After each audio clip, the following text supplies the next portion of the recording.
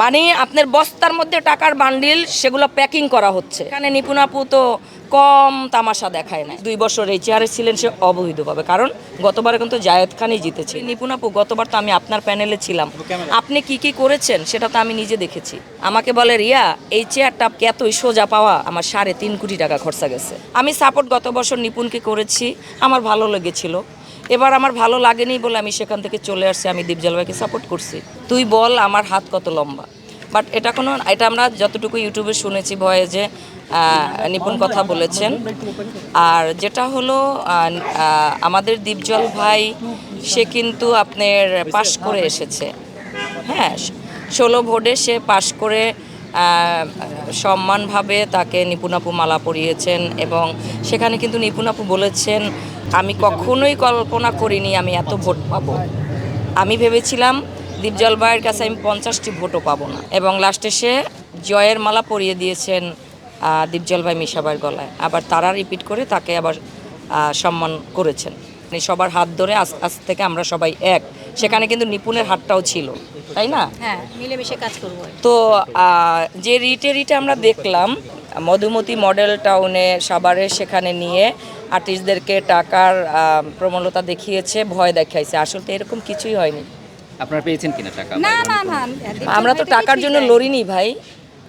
দীপজল ভাইকে আমরা নিজেরা এনেছি যে ভাইয়া আপনি দাঁড়ান। আমরা তো অনেককেই দেখলাম, হয়তো আজকে আমি ভুল করেছি সেটা হয়তো জানি না, বাট কাউকে সাপোর্ট করা ভুল না, কিন্তু কেউ যদি অন্যায় করে সেটা ভুল। আমি সাপোর্ট গত বছর নিপুণকে করেছি, আমার ভালো লেগেছিল।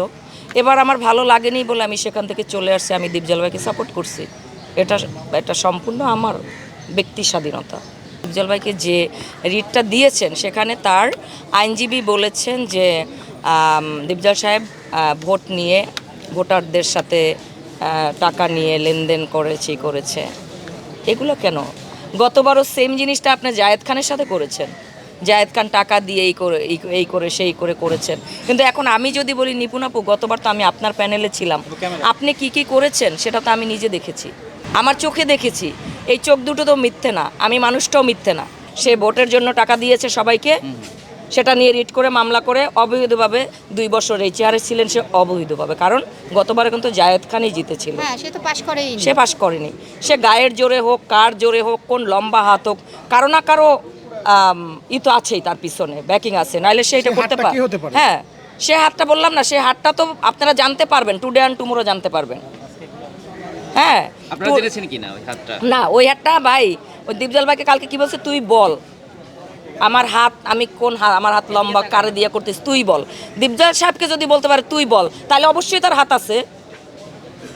দীপজল সাহেবের মতো একজন স্বনামধন্য মানুষকে যদি সে এই ধরনের কথা বলতে পারে, আমি তো একটা পুঁটি মাছ ভাই, আমি একদম খুলে বলি। তার জন্য যদি আমার জেল হয়, ফাঁস হয়, বা আমাকে নিপুণ আপু ক্ষতিও করে, বা আমার রাস্তাঘাটে বিপদ করে, বা আমাকে মাস্তান দিয়ে সন্ত্রাস দিয়ে উঠাই নিয়ে যায়, আমাকে গুম করে দেয়, আমি একদম এই ক্যামেরার সামনে এটা বলতেছি। গতবার তো সে টাকার খেলা দেখাইছে, তারপরও তো সে জিততে পারে না। এখন কি বলবো, সে সম্মানীয় স্বরাষ্ট্রমন্ত্রীর যে বিল্ডিংটার যে ওখানে হাতির ঝিলে, হ্যাঁ, সেখানে নিপুণ আপু তো কম তামাশা দেখায় না। আমি না অবাক হয়ে গেছি যে কিরে ভাই, এগুলা কি করতেছে। মানে আপনার বস্তার মধ্যে টাকার বান্ডিল সেগুলো প্যাকিং করা হচ্ছে সবাইকে দেওয়ার জন্য। এখন আপনি প্রশ্ন করতে পারেন, আপনারা আগে কেন বলেন না টাকার ব্যাপারটা, আগে জিজ্ঞেস করেন না? বলিনি। ওই প্যাকেট পেয়েছিলেন আপনিও? কার? আমি তো দলের, আমি প্যাকেট দিয়ে কি করব?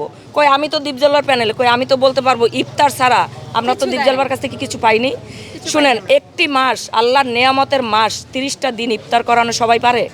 তার এলাকায় সে দেয় 200, 250, 500 মানুষকে সে খাওয়ায়। তাহলে এইবার আমি যেহেতু আমার ইলেকশনে চলে আসছে, এইবার ইফতারটা আমি আমার চলচ্চিত্রের এফডিসিতে করেছেন সে। এটা যদি তার অপরাধ হয়ে থাকে, এটা কি নিপুণ আপু টাকা লেনদেনের কথা বলতেছে? আমরা তো টাকা দেখি নাই, দীপজল সাহেব কাকে টাকা দিছে কই, আমরা তো দেখি নাই, বা আমরা পাইও নাই।